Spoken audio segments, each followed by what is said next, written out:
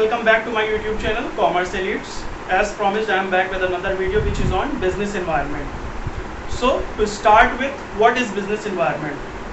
So business environment consists of all the external factors, forces or institutions which are outside the control of business but it may affect its performance.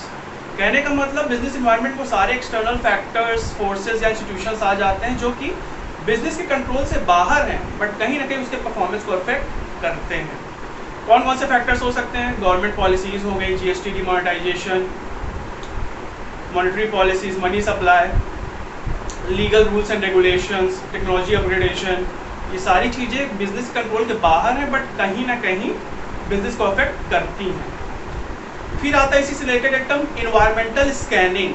Environmental scanning क्या है? ये complete and awareness या understanding of business environment है. कहने का मतलब environmental scanning के through हम आइडेंटिफाई कर लेते हैं कि क्या क्या थ्रेट या क्या क्या अपॉर्चुनिटी अवेलेबल है बिजनेस के पास करंट टाइम में या फ्यूचर में अवेलेबल हो सकती है. आ जाते हैं फीचर्स में. सबसे पहले एक्सटर्नल फोर्सेज, जिसके बारे में हम लोगों ने बात कर ही चुकी है कि एक्सटर्नल फोर्सेज क्या होते हैं जो कि बिजनेस के कंट्रोल से बाहर हैं. गवर्नमेंट पॉलिसीज, जीएसटी वगैरह एक्सेट्रा एक्सेट्रा. अब इसमें कुछ स्पेसिफिक फोर्सेज होते हैं जैसे कि सप्लायर्स, इन्वेस्टर्स, कस्टमर्स, क्रेडिटर्स जो कि डायरेक्टली बिजनेस से रिलेटेड है. कुछ जनरल फोर्सेज होते हैं, वही economical, environment, legal, political, technical, ये सारे. फिर आ जाता है एक पॉइंट इंटर रिलेशन या इंटर रिलेटेड. बिजनेस में एक बिजनेस का डिसीजन दूसरे बिजनेस को अफेक्ट कर सकता है. बेस्ट एग्जांपल है अक्टूबर में होता है फ्लिपकार्ट का बिग बिलियन डे और अक्टूबर में ही अमेजन का भी ग्रेट इंडियन फेस्टिवल होता है. हैं दोनों online shopping platform he but एक के डिसीजन से दूसरा भी अफेक्ट हो जाता है. फिर आता है अनसर्टेनिटी. बिजनेस इन्वायरमेंट अनसर्टेन होता है, उसे एग्जैक्टली कोई प्रेडिक्ट नहीं कर सकता कि फ्यूचर में क्या होने वाला है या क्या हो सकता है. और फिर आ जाता है डायनेमिक. बिजनेस इन्वायरमेंट क्या होता है? डायनेमिक होता है, हमेशा चेंज होता रहता है, स्टैटिक नहीं रहता, इसीलिए हमें उसे स्कैन करना पड़ता है. स्टैटिक रहेगा तो स्कैन करने का कोई पॉइंट ही नहीं है. फिर आ जाता है कॉम्प्लेक्स. कॉम्प्लेक्स मतलब डिफिकल्ट होता है इसको अंडरस्टैंड करना, सबके बस की बात नहीं है, इसके लिए एक्सपर्ट्स को बुलाना पड़ता है, तो इसीलिए इसकी रेगुलर इन्वायरमेंटल स्कैनिंग करनी पड़ती है. आ जाते हैं इंपॉर्टेंस में. सबसे पहला आपका यही है कि helps in identifying opportunities and getting the first mover advantage. कहने का मतलब अगर आप इन्वायरमेंटल स्कैनिंग करते हैं तो आपको पता चल जाता है कि हाँ क्या अपॉर्चुनिटीज बिजनेस के पास अवेलेबल है और उसका कैसे फ़ायदा उठाया जा सकता है. जैसे कि रिलायंस ने किया था जियो 4G, सबसे पहले इंडिया में वही आया. उन्होंने ये चीज़ आइडेंटिफाई किया कि हाँ इंडिया में बहुत सारे यूजर्स हैं, सबको इंटरनेट चलाना बहुत पसंद है, तो उन्होंने इसका पहला एडवांटेज उठाया, इसीलिए आज सबसे ज़्यादा सब्सक्राइबर्स जियो के ही हैं इंडिया में. फिर आ जाता है helps in identifying threats and getting early warning signals. जब से 4G वगैरह आया है तब से कीपैड फ़ोन की सेल एकदम चली गई है या मैन्युफैक्चर होना ही बंद हो गया है. तो जो कंपनी कीपैड फ़ोन मैन्युफैक्चर कर भी रही थी वो अब नहीं कर रही है. फिर आ जाता है helps in tapping and assembling resources. अब इन्वायरमेंटल स्कैनिंग करेंगे तो हमें पता चल जाएगा कि हमारे जो कंपनी में प्रोडक्ट बन रहा है उसका जो रॉ मटेरियल कहाँ पे चीप रेट या कह सकते हैं रीजनेबल रेट पे मिल रहा है. तो जब तक स्कैनिंग नहीं करेंगे तो हमें पता कैसे चलेगा? जैसे कि हमें कहाँ पे एडमिशन लेना, उसके लिए हम केवल एक कॉलेज नहीं देखते, कई कॉलेज देखते जो हमारा इंटरेस्ट, बजट सब सूट करे वहीं पे एडमिशन लेते हैं. फिर है इम्प्रूवमेंट इन परफॉर्मेंस. इम्प्रूवमेंट में भी बिल्कुल हेल्प करता है. ये कैसे हेल्प करता है? इन्वायरमेंटल स्कैनिंग करेंगे तो हमें पता रहेगा क्या क्या वीकनेस, क्या क्या स्ट्रेंथ है हमारे पास, उसको हम उस तरह से यूटिलाइज कर सकते हैं ताकि हमें ऑप्टिमम बेनिफिट मिले. फिर है it also assist in planning and policy making. जब तक इन्वायरमेंटल स्कैनिंग नहीं कर लेते तब तक हम प्लान या पॉलिसीज़ नहीं बनाते हैं. क्यों? क्योंकि हमें बिजनेस हमारा सराउंड करता है, सर्वाइव करता है, एग्जिस्ट करता है यही इन्वायरमेंट के बीच में. तो हमें पता होना चाहिए अपने इन्वायरमेंट के बारे में, उसकी अपॉर्चुनिटीज़ एंड थ्रेट्स के बारे में. और एक पॉइंट आपका आ जाता है helps to adjust and adopt changes. जैसे कि फीचर में था डायनेमिक, ये बदलता रहता है. तो अगर हमें पता है कि क्या चीज़ बदल रही है तो उस हिसाब से अडाप्ट कर पाएंगे, चेंज कर पाएंगे. जैसे कि आजकल क्या है कि मोस्टली ये लॉकडाउन जब हुआ था तो मोस्टली लोगों का वर्क फ्रॉम होम हो गया था, तो धीरे धीरे जिनको नहीं भी थी उतनी इंटरनेट की नॉलेज वो भी धीरे धीरे सीख गए हैं. ऑनलाइन क्लासेज आजकल काफ़ी चल रही हैं. तो ये सब क्या है, धीरे धीरे लोग चेंजेस को अडाप्ट कर लेते हैं, उसी हिसाब से एडजस्ट हो जाते हैं.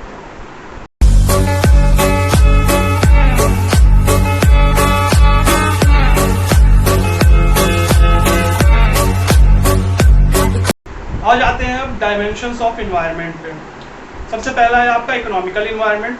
इकोनॉमिकल इन्वायरमेंट में वो सारे एस्पेक्ट्स आते हैं जो डायरेक्टली कंट्री की इकोनॉमी को अफेक्ट करते हैं. कहने का मतलब जितनी भी चीज़ें आपकी मनी रिलेटेड है, मॉनेटरी टर्म्स में, वो इसमें आएगा. जैसे कि जीडीपी चेंज इन जीडीपी हो गया, आपका जीएसटी बिल्स डिमोनेटाइजेशन हो गए, change in monetary and physical policy of government हो गया, आपका ये balance of payment, balance of trade, international debt, money supply, ये सारी चीज़ें आपकी आ जाती हैं इकोनॉमिकल इन्वायरमेंट में, जो कि डायरेक्टली या इनडायरेक्टली कंट्री की इकोनॉमी को अफेक्ट करती हैं। दूसरा आ जाता है आपका सोशल इन्वायरमेंट।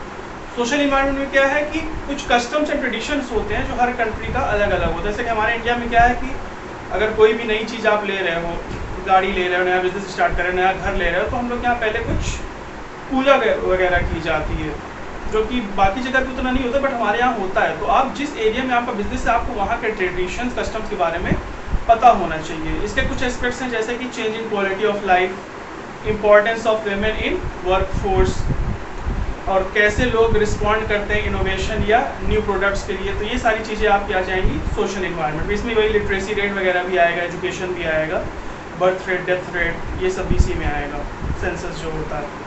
फिर है आपका पॉलिटिकल इन्वायरमेंट। पॉलिटिकल इन्वायरमेंट में क्या होता है कि जो करंट आपकी गवर्नमेंट है वो क्या क्या कर रही है बिजनेस के लिए, या बिजनेस से रिलेटेड, या बिजनेस को कैसे अफेक्ट कर रही है। जैसे कि समय इंडिया में ये बीजेपी का गवर्नमेंट है, तो ये स्वच्छ भारत अभियान, स्किल इंडिया मूवमेंट, उनका इंटरेक्शन कैसा है इसमें, और ये स्टार्टअप इंडिया वगैरह भी लोगों ने स्टार्ट किया हुआ है। तो करंट रूलिंग गवर्नमेंट क्या क्या कर रही है, बिजनेस को कैसे अफेक्ट कर रही है, वो सब आएगा पॉलिटिकल इन्वायरमेंट में। फिर आपका आ जाता है लीगल इन्वायरमेंट। लीगल इन्वायरमेंट होता है कि जिस एरिया में आपका बिजनेस है वहाँ के आपको लॉ ऑफ द लैंड पता होना चाहिए। जैसे कि लीगल रूल्स क्या हैं, कैसे आपको कंपनी रजिस्टर करवानी है, कैसे नहीं करवानी है, फॉरेन प्रोडक्ट्स पे क्या है, जैसे स्टैट्यूटरी वार्निंग्स होती हैं वो लेबल पे प्रिंट करना ज़रूरी है। जैसे कि जो ये सब प्रोडक्ट होते हैं, गुटखा, तम्बाकू वगैरह, इसमें बना होता है कि हाँ इससे कैंसर होता है, अगर ये नहीं बनाएंगे तो इससे नहीं कर सकते, क्योंकि ये लीगल नहीं माना जाएगा। फिर और भी लीगल बहुत चीज़ें होती हैं, जैसे कि एडवर्टीजमेंट है वो एक लिमिट तक ही दिखाएं, जैसे कि पोगो और कार्टून नेटवर्क वगैरह पे ये सब कॉन्डम वगैरह के ऐड नहीं आते, क्योंकि वो बच्चों का चैनल है। आ जाते हैं लास्ट पर टेक्नोलॉजिकल इन्वायरमेंट। टेक्नोलॉजिकल इन्वायरमेंट में क्या आएगा आपका टेक्नोलॉजी अपडेशन, कैसे कैसे टेक्नोलॉजी इम्प्रूव हो रही है। जैसे कि पहले बहुत चीज़ जो हम मैनुअल करते थे आजकल हम ऑनलाइन कर लेते हैं, चाहे वो टिकट की बुकिंग हो, शॉपिंग हो, मोबाइल रिचार्ज हो, यहाँ तक कि ऑनलाइन पेमेंट भी आजकल होती है, जिससे कि कैश का यूज़ कम हो रहा है धीरे धीरे। पहले टाइपराइटर पे काम होता था, आजकल कंप्यूटर में हो रहा है। पहले 3G 2G था, 4G 5G भी आने वाला है। पहले टच स्क्रीन नहीं था, अब है। तो धीरे धीरे करके क्या टेक्नोलॉजी भी हमारी अपग्रेड हो रही है। फिर एक चीज़ आ जाता है आपका न्यू इकोनॉमिक पॉलिसी 1991। ये क्यों आई थी, क्योंकि सब हमारा इंडिया बहुत नीचे जा रहा था, मतलब कि कोई डेवलपमेंट नहीं हो रही थी, बहुत लॉस में जा रहा था।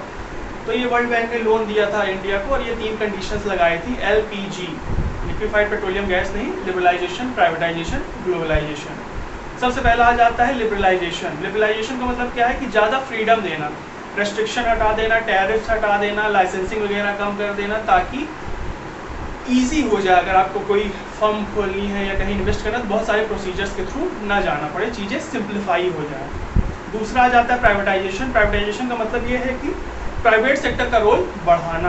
कहने का मतलब गवर्नमेंट सेक्टर में सबको पता है कि आज भी काम धीरे ही होता है, तो प्राइवेट वाले क्या होते हैं, ज़्यादा इफिशिएंट होते हैं, हार्ड वर्किंग होते हैं। तो उस समय क्या था कि बहुत सारे कंपनीज सेक्टर्स थे जो कि पब्लिक के लिए या गवर्नमेंट कंपनीज के लिए ही रिजर्व थे, तो प्राइवेट की एंट्री ही नहीं थी। तो ये सब रेस्ट्रिक्शंस हटाए गए, रिजर्वेशन कम किया गया, और डिसइन्वेस्टमेंट भी हुई। मतलब कि जो पब्लिक इन्वेस्टमेंट की सिक्योरिटीज़ थी उन्हें प्राइवेट इन्वेस्टर्स या प्राइवेट ओनर्स को सेल कर दिया गया, जैसे कि डिसइन्वेस्टमेंट बोलते हैं। कहने का मतलब इन शॉर्ट प्राइवेट सेक्टर का रोल बढ़ा दिया गया ताकि इकोनॉमी की ग्रोथ अच्छे से हो सके।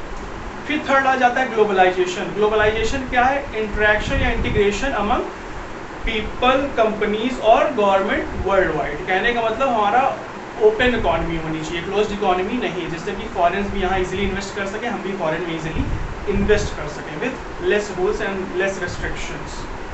अब इसका इम्पैक्ट क्या पड़ा था LPG का हमारे इकोनॉमी में या बिजनेस पे।